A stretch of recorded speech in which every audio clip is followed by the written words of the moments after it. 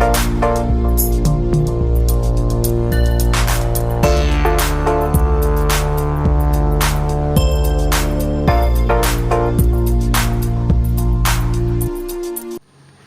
ക്ലാസ്സിൽ നമ്മൾ ഡിസ്കസ് ചെയ്യാൻ പോകുന്നത് +1 കെമിസ്ട്രിയുടെ 11th ചാപ്റ്ററായിട്ട് വരുന്ന ദി പി ബ്ലോക്ക് എലമെൻറ്റ്സ് എന്ന് പറയുന്ന ചാപ്റ്ററിലെ ഫോക്കസ് ഏരിയ ബേസ്ഡ് ആയിട്ടുള്ള ടോപ്പിക്സ് ആണ്. ഫോക്കസ് ഏരിയ ബേസ്ഡ് ആയിട്ടുള്ള ടോപ്പിക്സിൽ ഫസ്റ്റ് നമ്മൾ ഡിസ്കസ് ചെയ്യാൻ പോകുന്നത് കാർബണിൻ്റെ അലോട്രോപ്പുകളെ കുറിച്ചിട്ടാണ്. അലോട്രോപ്സ് ഓഫ് കാർബണിന് പ്രധാനമായിട്ടും 3 അലോട്രോപ്സ് ഉണ്ട്. ഡയമണ്ട്, ഗ്രാഫൈറ്റ്, ഫുള്ളറിൻസ് എന്നിങ്ങനെയാണ് അവരുടെ പേരുകൾ. എനിവേ, എന്താണ് അലോട്രോപ്സ് എന്ന് പഠിക്കണമല്ലോ. അലോട്രോപ്സ് എന്താണെന്ന് ചോദിച്ചാൽ, allotropes are different structural modifications of an element. The atoms of the elements are bonded together in a different manner. എന്ന് വെച്ചാൽ ഒരു ടൈപ്പ് എലമെൻറ്റിൻ്റെ തന്നെ ആറ്റംസ് ഡിഫറെൻറ്റ് രീതിയിൽ അറേഞ്ച് ചെയ്തിട്ട് ഉണ്ടാകുന്ന ഡിഫറെൻറ്റ് സ്ട്രക്ചേഴ്സ്. അപ്പോൾ അതാണ് അലോട്രോപ്സ് എന്നതുകൊണ്ട് ഉദ്ദേശിക്കുന്നത്. എന്താ ഞാൻ പറഞ്ഞത്, ഒരു സെയിം എലമെൻറ്റിൻ്റെ ആറ്റംസ് തന്നെ ഡിഫറെൻറ്റ് രീതിയിൽ അറേഞ്ച് ചെയ്തിട്ടുണ്ടാകുന്ന സ്ട്രക്ചേഴ്സാണ് അലോട്രോപ്സ് എന്നതുകൊണ്ട് മീൻ ചെയ്യുന്നത്. Allotropes are different structural modifications of an element. The atoms of the elements are bonded together in a different manner. അപ്പം ഡിഫറെൻറ്റ് രീതിയിൽ ഡിഫറെൻറ്റ് ബോണ്ടായിട്ട് the atoms of the elements are bonded together in a different manner. Concept clear ആണല്ലോ. കാർബണിൻ്റെ allotropic forms ആണ് നമുക്ക് ഈ ടെക്സ്റ്റിൽ പഠിക്കാൻ വേണ്ടിയിട്ടുള്ളത്. Carbon exhibit main അലോട്രോപ്പിക് forms, crystalline form, amorphous ഫോമും ഉണ്ട്. അപ്പം അതിന് എക്സാമ്പിൾസ് ആണ് ഡയമണ്ട്, ഗ്രാഫൈറ്റ്, ഫുള്ളറിൻസ്. അപ്പോൾ ഇനി നമുക്ക് പഠിക്കേണ്ടത് എന്താ, ഇതിലെ ഡയമണ്ടിനെ, ഗ്രാഫൈറ്റിനെ, ഫുള്ളറിൻസിനെ കുറിച്ചിട്ടുമാണ് നമുക്കിനി അടുത്തായിട്ട് ഡിസ്കസ് ചെയ്യേണ്ടത്. അപ്പോൾ നമുക്കത് ഡിസ്കസ് ചെയ്യാം. First one, diamond. ഡയമണ്ടിൻ്റെ ലാറ്റിസ് നമ്മൾ നോക്കുന്ന സമയത്ത് അത് ക്രിസ്റ്റലൈൻ ലാറ്റിസ് ആണ്. ക്രിസ്റ്റലൈൻ ലാറ്റിസ് എന്ന് പറഞ്ഞാൽ എന്താ, നല്ല റിജിഡ് ആയിട്ടുള്ള ഒരു ഷേപ്പുള്ള ഒരു ക്രിസ്റ്റലൈൻ എന്ന് പറഞ്ഞ വാക്ക് ഓൾറെഡി കേട്ടിട്ടുള്ളതാണല്ലോ. അപ്പോൾ ക്രിസ്റ്റലൈൻ ലാറ്റിസ് ആണ് ഡയമണ്ടിനുള്ളത്. Each carbon atom undergoes sp3 hybridisation. അപ്പോൾ ഫസ്റ്റ് മനസ്സിലാക്കി വെക്കേണ്ടത്, ഡയമണ്ടിലെ കാർബണിൻ്റെ ഹൈബ്രിഡൈസേഷൻ എന്ന് പറയുന്നത് sp3 ഹൈബ്രിഡൈസേഷൻ ആണ്. ഓക്കെ, sp3 ഹൈബ്രിഡൈസേഷൻ എന്ന് പറയുമ്പോൾ നമ്മൾ അതിലൂടെ മീൻ ചെയ്യുന്നത് എന്താ, കാർബണിനെ സറൗണ്ട് ചെയ്ത് 3 1 4 അനദർ ബോൺസ് ഉണ്ടായിരിക്കും. അതായത് ഒരു കാർബണിനെ സറൗണ്ട് ചെയ്ത് അനദർ 4 കാർബൺസ് ഉണ്ടായിരിക്കും. അവർ അറേഞ്ച് ചെയ്യുന്ന ഫാഷൻ എന്ന് പറയുന്നത് ടെട്രാഹീഡ്രൽ ജോമെട്രിയുടെ ഫാഷനിലായിരിക്കും. Each carbon atom undergoes sp3 hybridisation and linked to 4 other carbon atoms by using hybridised orbitals in tetrahedral fashion. Okay, clear concept ആണല്ലോ. ഹൈബ്രിഡൈസേഷനൊക്കെ ഓൾറെഡി എല്ലാവർക്കും അറിയാവുന്നതാണ്, നമ്മൾ പഠിച്ചതാണ് 4th ചാപ്റ്ററിൽ. ഇനി നമ്മൾ ഇൻട്രസ്റ്റിംഗ് ആയിട്ട് അറിഞ്ഞിരിക്കേണ്ടത്, ഡയമണ്ടിൽ കാർബൺ ബോണ്ട് ലെങ്ത് ആണ്. കാർബൺ ബോണ്ട് ലെങ്ത് എന്ന് പറയുന്നത് 154 പൈക്കോമീറ്റർ ആണ്. ഓക്കെ, 154 പൈക്കോമീറ്റർ ആണ് carbon bond length in diamond. Okay, അപ്പോൾ 154 പൈക്കോമീറ്റർ ആണ്. ഞാൻ ഇവിടെ ടെക്സ്റ്റിൽ കൊടുത്തിട്ടുണ്ട് ദി സ്ട്രക്ചർ ഓഫ് ഡയമണ്ട്. കണ്ടോ, കാർബൺ അതിലെ ഡോട്ട്സ് ആണ് കാർബൺ എന്ന് പറഞ്ഞ് ഉദ്ദേശിക്കുന്നത്. ഇവിടെ 154 പൈക്കോമീറ്റർ ആണ് കാർബൺ ബോണ്ട് ലെങ്ത് വരുന്നത്. ഓക്കെ, ഇനി അടുത്തതായിട്ട് ഡയമണ്ടിൻ്റെ സ്ട്രക്ചർ, 3 ഡയമെൻഷണൽ സ്പേസിൽ ഡയമണ്ടിൻ്റെ സ്ട്രക്ചർ എന്ന് പറയുന്നത് rigid 3 dimension network of carbon atoms എന്നാണ് പറയുന്നത്.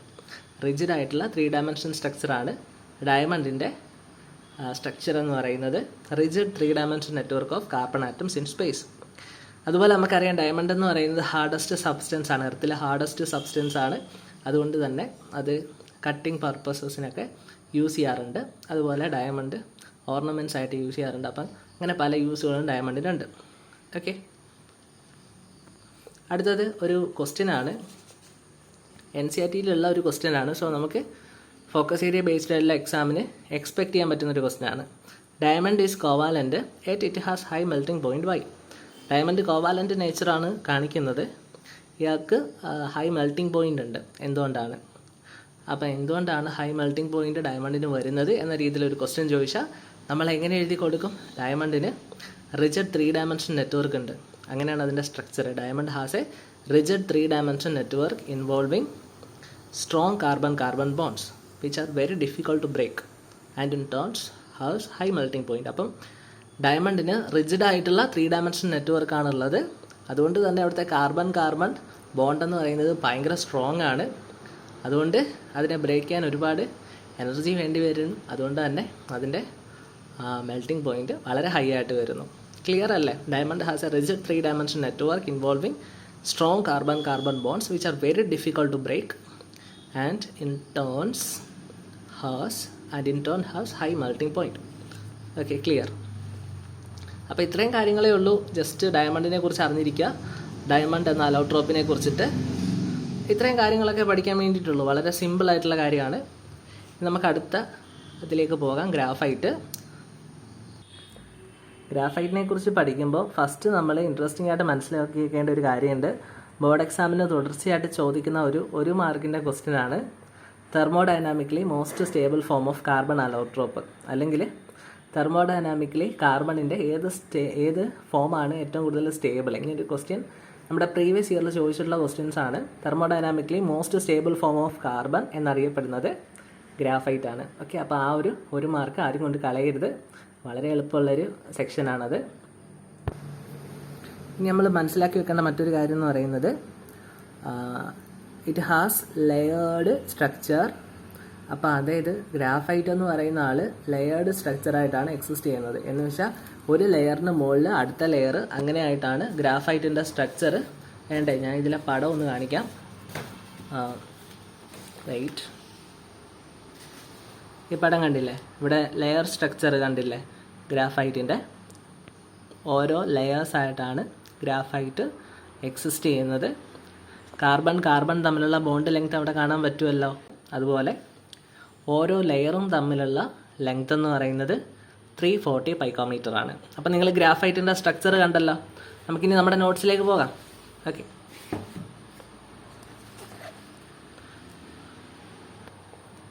അപ്പോൾ നമ്മൾ ഒന്നുകൂടെ പറയുന്നു, it has layered structure. Layers are held by van der Waals force. അപ്പോൾ ലെയേഴ്സ് കണ്ടു. ആ ലെയേഴ്സ് തമ്മിൽ ഉള്ള ഇൻറ്ററാക്റ്റീവ് ബോണ്ട് എന്ന് പറയുന്നത്, അട്രാക്റ്റീവ് ബോണ്ട് എന്ന് പറയുന്നത് van der Waals force of interaction ആണ്.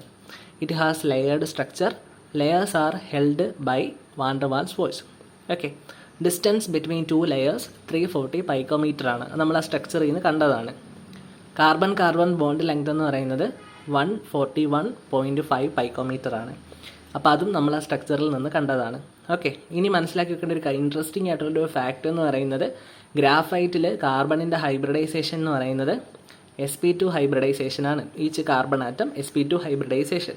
അപ്പോൾ അത് നമ്മൾ പഠിക്കുന്ന സമയത്ത് നമ്മൾ മനസ്സിലാക്കി വെക്കേണ്ടത് ഡയമണ്ടിൻ്റെ കേസിൽ sp2 ഹൈബ്രിഡൈസേഷൻ അല്ല, ഡയമണ്ടിൻ്റെ കേസിൽ sp3 ഹൈബ്രിഡൈസ്ഡ് ആയിട്ടുള്ള കാർബണാണുള്ളത്. ഗ്രാഫൈറ്റിൻ്റെ കേസിൽ sp2 ഹൈബ്രിഡൈസ്ഡ് ആയിട്ടുള്ള കാർബണാണുള്ളത്. ഓക്കെ, ഇനി ഗ്രാഫൈറ്റ് ഇലക്ട്രിസിറ്റി കണ്ടക്ട് ചെയ്യുന്നു due to the presence of mobile electrons.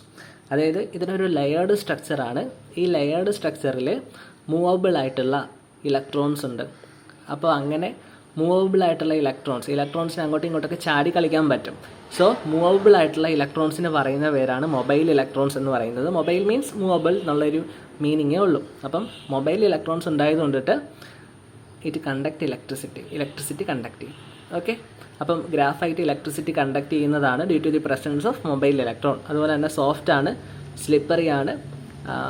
Graphite dry lubricant ആയിട്ട് യൂസ് ചെയ്യുന്നുണ്ട്. അപ്പോൾ ഇത്രയും കാര്യങ്ങളാണ് മനസ്സിലാക്കി വെക്കേണ്ടത്. ക്ലിയർ അല്ലേ?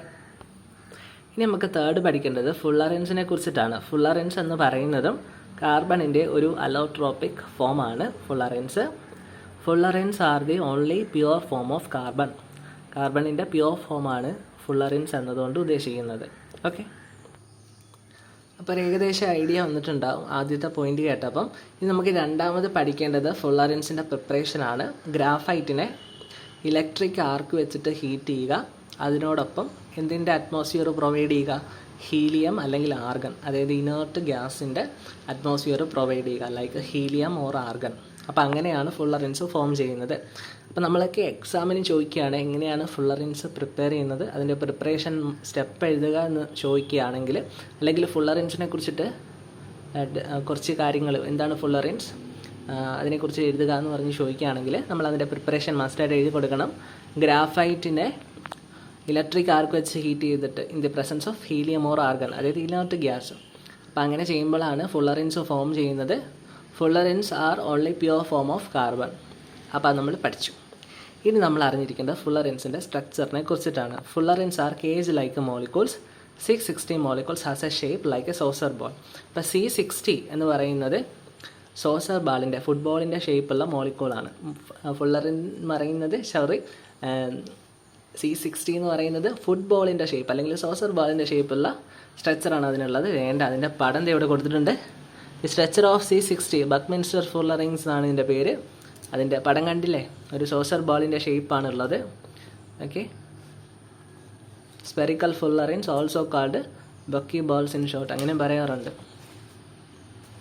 അപ്പോൾ നമ്മൾ പഠിച്ച എന്തൊക്കെയാണ് ഫുള്ളറിൻസിനെ കുറിച്ചിട്ട്? Fullerenes are the only pure form of carbon. Fullerenes are cage like molecule. C60 molecule has a shape of like saucer ball. Shape like saucer ball. ഗ്രാഫൈറ്റിനെ ഇലക്ട്രിക് ആർക്കിൽ വെച്ച് ഹീറ്റ് ചെയ്യുക ഇൻ പ്രസൻസ് ഓഫ് എന്തിൻ്റെ അറ്റ്മോസ്ഫിയറിൽ inert gas like helium or argon. അപ്പോൾ fullerenes form ചെയ്യും. ഫുള്ളറിൻസിൽ കാർബണിൻ, ഇപ്പോൾ പടം കണ്ടല്ലോ, അതിനകത്ത് ഓരോ പോയിന്റ് ഡിനോട്ട് ചെയ്തത് കാർബണിനെയാണ്. ഇവിടെ ഓരോ കാർബണിൻ്റെ ഹൈബ്രിഡൈസേഷൻ എന്ന് പറയുന്നത് sp2 ഹൈബ്രിഡൈസേഷനാണ്. അപ്പം ഫുള്ളറിൻസിൽ sp2 ഹൈബ്രിഡൈസേഷനാണ്, ഗ്രാഫൈറ്റിലും sp2 ഹൈബ്രിഡൈസേഷനാണ്, ഡയമണ്ടിൽ sp3 ഹൈബ്രിഡൈസേഷനാണ്. Okay, clear. ഇനി ഫുള്ളറിൻസിൽ കാർബൺ കാർബൺ സിംഗിൾ ബോണ്ടുണ്ട്, കാർബൺ കാർബൺ ഡബിൾ ബോണ്ടുണ്ട്. കാർബൺ കാർബൺ സിംഗിൾ ബോണ്ടിൻ്റെ ബോണ്ട് ലെങ്ത് എന്ന് പറയുന്നത് 143.5 പൈക്കോമീറ്റർ ആണ്. കാർബൺ കാർബൺ ഡബിൾ ബോണ്ടിൻ്റെ ബോണ്ട് ലെങ്ത് എന്ന് പറയുന്നത് 138.3 പൈക്കോമീറ്റർ ആണ്. അപ്പോൾ ഇത്രയും കാര്യങ്ങളാണ് ഫുള്ളറിൻസിൽ നിന്ന് അറ്റ്ലീസ്റ്റ് പഠിച്ചിരിക്കേണ്ടത്. ഒന്നുകൂടി പറയുന്നു, fullerenes are the only pure form of carbon. Fullerenes are cage like molecules. C60 molecule has a shape like saucer ball. C60 molecule അറിയപ്പെടുന്നതാണ് ബക്മിൻസ്റ്റർ ഫുള്ളറിൻസ്. നമ്മൾ ഫോട്ടോ കാണിച്ചില്ലേ, ആ പേരൂടെ മനസ്സിലാക്കിയിരിക്കണം. കണ്ടില്ലേ, ബക്മിൻസ്റ്റർ ഫുള്ളറിൻസ് എഴുതിയേക്കുന്നുണ്ടില്ലേ. C60 molecule അറിയപ്പെടുന്നതാണ് buckminsterfullerene. C60 molecule has a shape like saucer ball. ഗ്രാഫൈറ്റിനെ ഇലക്ട്രിക് ആർക്കിൽ വെച്ച് ഹീറ്റ് ചെയ്തു in the presence of helium or argon. അപ്പോൾ നമുക്ക് ഫുള്ളറിൻസ് കിട്ടും. പിന്നെ sp2 ഹൈബ്രിഡൈസ്ഡ് കാർബണാണ് ഫുള്ളറിൻസിലുള്ളത്. കാർബൺ കാർബൺ ബോണ്ട് ലെങ്ത് 143.5 പൈക്കോമീറ്ററും carbon carbon double bond length 138.3 പൈക്കോമീറ്ററുമാണ്. അപ്പോൾ ഇത്രയും കാര്യങ്ങളാണ് കാർബണിൻ്റെ അലോട്രോപിക് ഫോംസിനെ കുറിച്ചിട്ട് മനസ്സിലാക്കിയിരിക്കേണ്ടത്. നമുക്ക് അടുത്ത ക്ലാസ്സിൽ അടുത്ത ടോപ്പിക്ക് നമ്മൾ ഡിസ്കസ് ചെയ്യും. അതുവരേക്കും ബൈ.